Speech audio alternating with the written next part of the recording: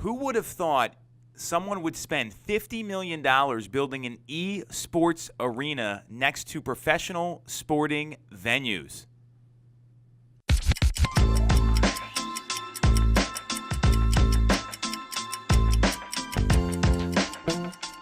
I'm Tom Toole. She's Jess Lion. This is Toole Time, and we got some very interesting topics today. We're going to go over and see what's what, where each of us stand, what side of the fence, all that good stuff, and we've got to get a new freaking fence. This thing is pathetic. I've gotten so many comments about it, so if anyone wants to send us one, you know where our office is located. Otherwise, I think we're going to Home Depot this weekend. We need a real fence. We need a real fence. Real fence. We can't see each other. I just don't think you want to look at me, but that's another story. So, topic number one, $50 million is being spent in South Philly next to Xfinity Live, The Link, Wells Fargo, and Citizens Bank for a 3,500-seat esports arena, meaning they're going to go watch people play video games for the Overwatch League, which I didn't even know what that was. So Overwatch is a team-based multiplayer first-person shooter game where apparently they're filling 3,500 seats. It's the largest one ever built. What's going on here, Jess? I think this is really crazy, but really cool. Kind of going off of one of our last episodes, PA is kind of taking initiative with the Hyperloop. I feel like Philly is really, getting ahead of the ball here with this gaming arena. I think it's going to bring a lot to our city. I mean, it's not just going to be for gaming. It's going to be for K-pop concerts. I know you love those. What's K-pop? I'm going to have to Google that one, too. K-pop is like a kind of pop music that's really popular in like South Korea. So Korean pop. Okay. All right. So I'm Googling that next. Also, they're going to have TED Talks there, which I love. I'm down for some TED Talks. It's going to be a huge arena. The only issue that I see with this, like driving into Philly is already a pain, and you're adding another arena there. You're not adding any more parking. They have to maintain a certain amount of parking spots. I feel like this is just going to add to the chaos of getting in and out of the city, which for me would suck right now, but I think it's just going to be crazy. But I think it's going to be really cool. I think this is a move in the right direction. Yeah, I mean, so esports, I'm like, great. People are going to go play video games down there. That doesn't sound too exciting to me. I don't have time it's to. More than that. Well, I hear you. I don't have time to play video games at all, so I find it interesting. That's a whole different industry right now where they're building. Obviously, they're spending $50 million, which is the same amount Compass spent on contractually for an arena, so a little more tangible buy there, in my opinion. I just looked up what K-pop is, so it's a genre of music originating in South Korea, so that makes a little more sense. The TED Talk thing I love because there's really not a theater like that where people can go have talks or a speaker could come in or anything like that. And 3,500 people, that's a good amount of people. I mean, I've been to events, you've been to them, where they're real estate related, they're business related, or just some sort of conference or event where there's 5,000-6,000 people in the room. So it sounds like a pretty great venue for that versus some of the other venues that are there. What I see happening here is, you might be too young for this, but when you went down to the stadiums, there was literally nothing going on except the Holiday Inn that's now torn down. Yeah. It was like a wasteland. And then when Citizens Bank opened up, I guess it was like 12, 13 years ago, they had McFadden's there, and that was like the only place to go. And now they have Xfinity Live. The teams are better, which helps. But having this sort of venue there, I mean, and they talked about putting a casino down there for a while, which I'm kind of glad they didn't. This looks like a much better add to me. I see it making sense for the area because there's nothing down there right now. It's just parking lots. Right. To your point about driving, so where you live, you probably got to take the L down to the Broad Street line. That would be the only way to go if you wanted to take public transportation, right? I guess. I'm still trying to work that out. Okay, so I know that's how you would go. And unfortunately for Philadelphia, the public transportation there, regional rail's awesome. Yeah. When you get into the city, you got like the Broad Street line, and you have the L, and that's about it. There's not a lot of inner city transportation now. It's not New York, obviously, so that's a little bit of an issue. I will not drive down there unless I'm taking my kids, to be super clear, and we're like leaving the game early and everything else. So I hear you on that. Looking at this, getting a little more information from you because I admittedly didn't do a ton of research. TED Talks, I'm in. Yeah. I love the idea. They're probably going to be during the day. There's not a lot of games during the day except for like the baseball games that happen, and I'm talking about weekdays here. So, looks like a good move. I'm really curious about the esports thing and how busy this is going to be. I mean, I can't imagine sitting there for I don't know how many hours it takes watching someone else play a video game. Yeah, I don't Like, I don't know you can go next door and watch like someone else play actual football or like baseball or a concert or something like I don't know. Well, it's probably not going to cost you as much to get in. But there are a lot of people who are really into this. Like in the area, I think there's like 400,000 people, PA, Jersey, who are really into esports. Yeah, so there's 400,000 in the local TV for market, and then there's 40 million people that play globally. So obviously, I'm the one not in the know here. It's an industry, and the East Coast really doesn't have a hub for gaming, according to the chief business officer for Spectacor Gaming. And Comcast is backing this, and Comcast, they say what you want about them. They have buoyed the city tremendously with the development. They have 2 towers now. They obviously have been involved with the with the sports teams down there. So I would imagine they've done their research. For sure. So I guess time will tell, but I think it makes sense if you're going to bring that kind of, especially the TED Talk thing. I like that. K-pop, I'm not. I got to do a little more research. You can take the kids to a concert. See how it goes. I'll pass on that one. Thanks. All right, so we're both in agreement there. So topic number 2, a little more real estate related. This dropped today. We're pre-recording this here, so it's the end of the month. HUD, the Department of Housing and Urban Development, has charged Facebook with housing discrimination. So a little more background on this. So the U.S. Department of Housing and Urban Development, they charge Facebook with discrimination over its online advertising programs because on those you can target people by a lot of things that are considered discriminatory. Specifically, they mention race, color, national origin, religion, familial status, sex, and disability, and they can restrict who can view housing-related ads. This is so this just came out. And it's claiming violation against the 1968 Fair Housing Act.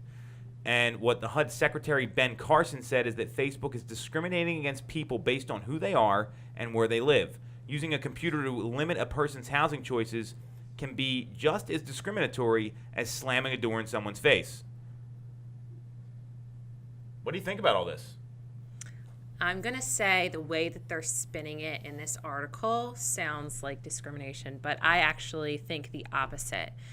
Instead of discriminating, the agents who are using this kind of information and technology on social, they're trying to do what's best for their client in targeting the right type of buyer who is going to be interested in their property. Not, we don't want this person, we don't want that type of person, but this type of person at this stage in their life is most likely going to buy your home.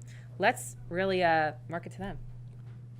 So, yeah, I mean, there's no question. There is a profile for every buyer for every property because people either they move up, they move down, they're first-time buyers. Some homes are not built for the family of 5. They're built for a couple who just got married, single person, someone who's downsizing. So I don't know that that's discriminatory. That to me, and that's something NAR actually comes out with every year. They have a home buyer profile, and they tell you here's kind of where people move from and to, et cetera. And they have a lot of stats on that. What I did find interesting is that Facebook announced last week it has settled 5 separate housing discrimination lawsuits by paying out close to $2 million to the groups that filed the lawsuits for alleged damages and expenses. So obviously there's something that's happening. Right.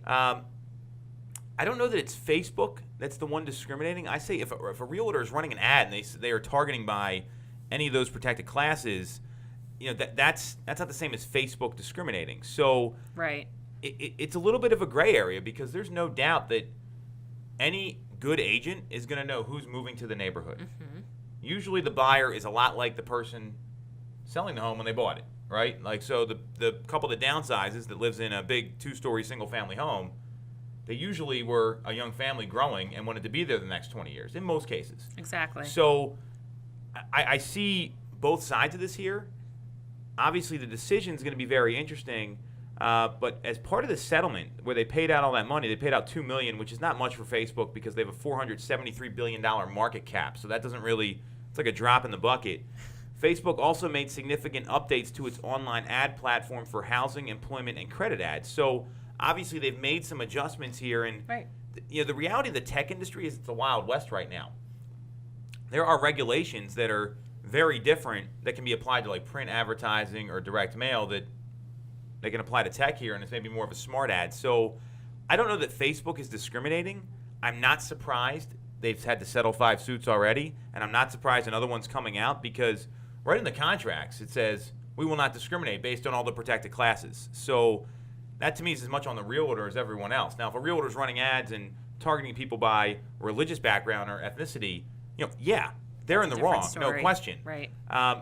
Facebook gave them the ability to do it, but they also had the ability to do it in their direct mail, in their newspaper ads, everywhere else. So, I'm not clear this is a suit that's going to go anywhere, like most lawsuits. Right. I get the point. I certainly understand it. It's going to be interesting to see where this goes because this is uncharted territory for real estate. Yeah, I agree. And to your point, is it really Facebook's fault for putting the options out there? I think it's in the hands of the realtor of who you're, advertising to. So that is a good point. So it sounds like we're actually like standing on top of this puny fence here on this one. So I don't know that we were. It's going to be interesting. We'll see how things play out. And obviously, the complaint had to come from somewhere, so they must be citing something. So we'll follow this story. This is going to be interesting. Yeah. A couple lawsuits out there that are kind of hanging out there, and it's going to shape the real estate industry moving forward. So the quote, the motivational part, this comes from my buddy Jeff Thibodeau. Jeff, what up? He's in Ontario, Canada. He runs a company called Redline, and he told me it's one of his favorite quotes because I was looking for someone to kind of give us some guidance. So it comes from Richard Feynman, and the quote is, "The first principle is that you must not fool yourself, and you are the easiest person to fool." Jess, give me your take. You are the easiest person to fool really is what stands out in this quote to me, because it is so easy to make excuses in your head to not do something or to do something. It's very easy to convince yourself that you no longer have to stick to a commitment that you had already made, or you make an excuse. Well, I already did this for today, and that's enough. No, that's crap. You need to get the voices out of your head, making excuses. It's very easy to fool yourself. Clearly, don't do it. So Jess says don't basically give yourself a BS story and buy into it is what I'm hearing you say. I think I've heard that before. Maybe. So who Richard Feynman was, and he was an American theoretical physicist known for his work in quantum mechanics. So that's way above my head. Obviously, he assisted in the development of the atomic bomb during World War II. He became known to the public in the 80s as a member of the Rogers Commission, the panel that investigated the Challenger disaster. So this guy knows what he's talking about, very well known. When I look at this quote, I think of fooling yourself. I mean, it's like telling yourself, hey, I worked really hard today, but you didn't, and you know you didn't. Or it's like the ultimate like justification. Like I'm going to go to the gym tomorrow, or I know I worked out yesterday, so I'm not going to work out today. I don't need to. So it's really, we talked a lot about like disciplines here, and you got to be honest with yourself. I mean, about what's going on. Whether if something's not going right for you, whether it's at work, at home, wherever, typically it's your fault. I'll be the first one to say that, and you've heard me say that how many times? Oh my and gosh.